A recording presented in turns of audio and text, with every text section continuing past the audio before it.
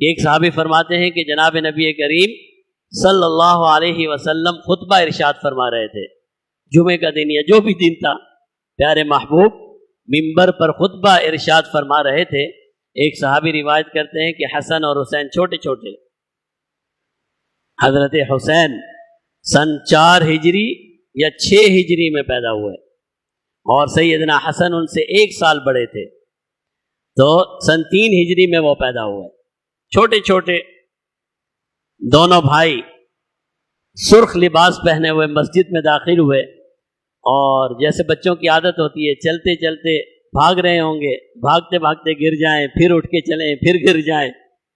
جناب نبی کریم صلی اللہ علیہ وسلم سے برداشت نہیں ہوا، خطبہ چھوڑ کر ممبر سے اتر کر دونوں کو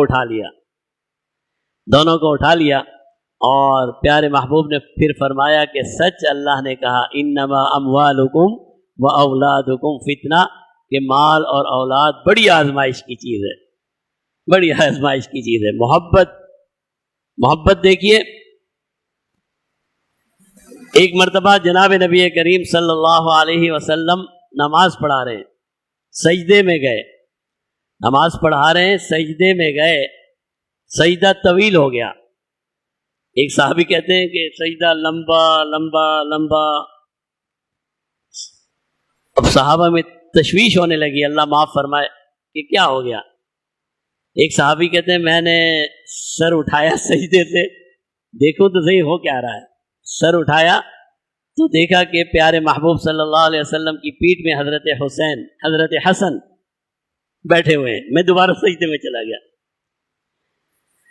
پیارے محبوب نماز سے فارغ ہوئے، انہوں نے تو دیکھ لیا، باقیوں نے نہیں دیکھا ہوگا۔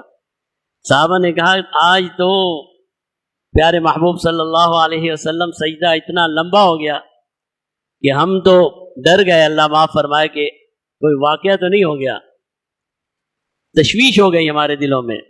فرمایا کچھ نہیں ہوا، میرا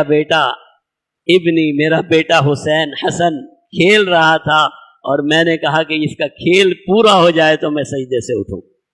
یہ عظمت سیدنا ابو ہریرہ رضی اللہ تعالیٰ عنہ فرماتے ہیں، اصحاب صفہ، آپ نے بھی دیکھا ہوگا صفہ کا وہ چبوترا، اللہ سب کو دکھائے، مدینہ منورہ کی زیارت کروائے، بار بار کروائے۔ حضرت سیدنا ابو ہریرہ فرماتے ہیں پیارے محبوب صلی اللہ علیہ وسلم اپنے گھر سے نکلے تو ایک کندھے پر حسن تھے، دوسرے پر حسین تھے۔ ایک طرف حسن، جیسے کندھے پر بچہ بٹھا لیتے ہیں، ایک کندھے پر حسن اور دوسرے پر حسین تھے، اور آپ ہمارے درمیان تشریف لا رہے تھے۔